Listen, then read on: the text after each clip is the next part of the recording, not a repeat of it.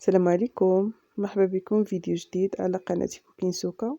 اليوم نشارك معكم الغدا ديالي، الغدا المتواضع البسيط، وهو عبارة عن وصفة فول القناوة. كيجي لذيذ بزاف ودغيا دغيا كيوجد.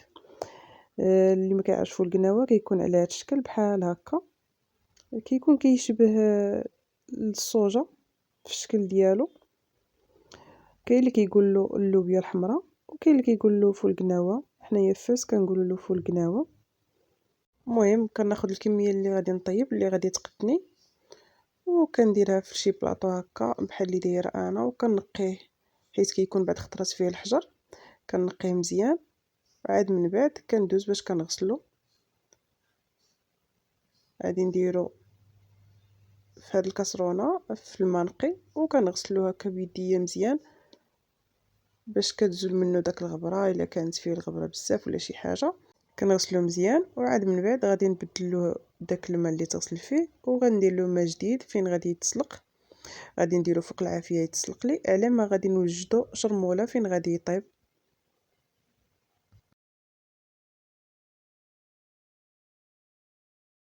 غادي ندوزو شرموله كما كتشوفوا. هنايا عندي بصله كبيره اللي خديتها وقطعتها على هذا الشكل. كنقطعها على هذا الشكل رقيقه باش كتجيني المرقه ملبيه وزوينه. اللي ما عندوش بصله كبيره يمكن له دير جوج بصلات صغار. المهم غادي نقطعها رقيقه هكا، وغادي ندوز باش غادي ندير العطريه والربيع.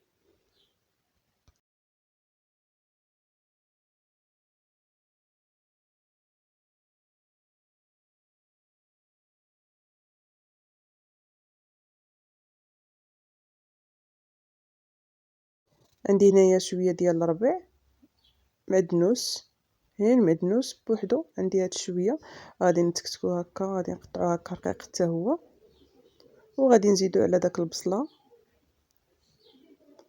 من بعد غادي نزيد العطريه. عندي هنايا معلقه صغيره ديال الكمون كتكون هكا عامره، وغادي نزيد معلقه ونص ديال الفله حمراء، وغادي نزيد معلقه صغيره ديال الخرقوم.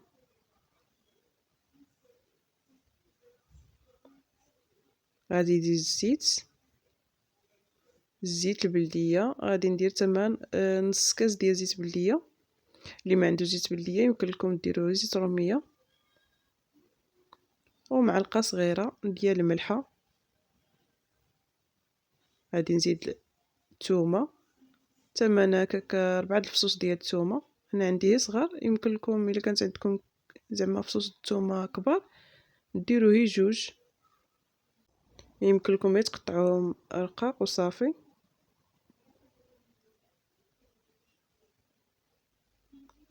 صافي من بعد غادي نوريكم فول القناوه. فول القناوه انايا من بعد فاش بدا يسخن كيكون كيدير داك الكشكوشه هكاك من الفوق. كنخليه حتى كيبدا يغلى وكيتبدل داك اللون ديالو، كيولي بحال هاد الشكل هكا. كيولي حمر، كيطلق داك الحموريه ديالو كامله في داك الماء. عاد من بعد غادي ندوز باش غادي نصفيه ونديرو مع داك شرمول.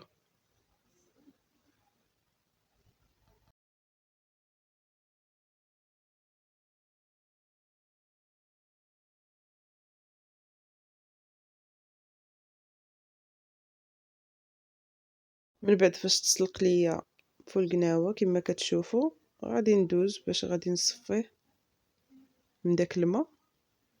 كنصفيه من داك الماء مزيان وكنديرو على داك شرموله. عاد غادي نزيد الماء عليه فين غادي يطيب كاع في خطره. كنغطيه بالماء كامل، عاد غادي نسد عليه ونديرو يطيب.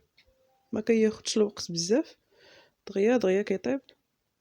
مع تسلق نص سلقه، نص طيبه كما كنقولوا مع تسلق نص طيبه دغيا دغيا كيطيب في المره الثانيه.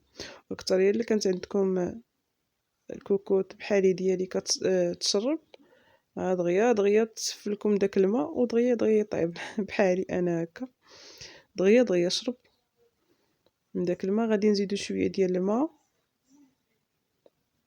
وغادي نزيد شويه ديال الملحه باش ما يجينيش مسوس بزاف، وغادي نخليه يغلي شي شويه باش كتلبى ليا داك المريقه وكيجي زوين ولذيذ. عاد من بعد غادي نقدمو على هاد الشكل بحال هكا. حنايا كناكلوه على شكل الدواز، كنديروه الدواز بحال الدواز، بحال القطنيه، العدس واللوبيا والبيصه راه حتى هي صافي. من بعد فاش قدمته كنقدمو هكا مع شويه ديال الدنجال مقلي، الفلفله مقليه اولا بطاطا مقليه، ومع الحرور والزيتون، وصافي هكا كيكون الغدايه ديالي ديال هاد النهار. كنتمنى تجربوه ويعجبكم، راه كيجي لذيذ بزاف وكيجي زوين. والى اللقاء في وصفه قادمه ان شاء الله. بسلامه.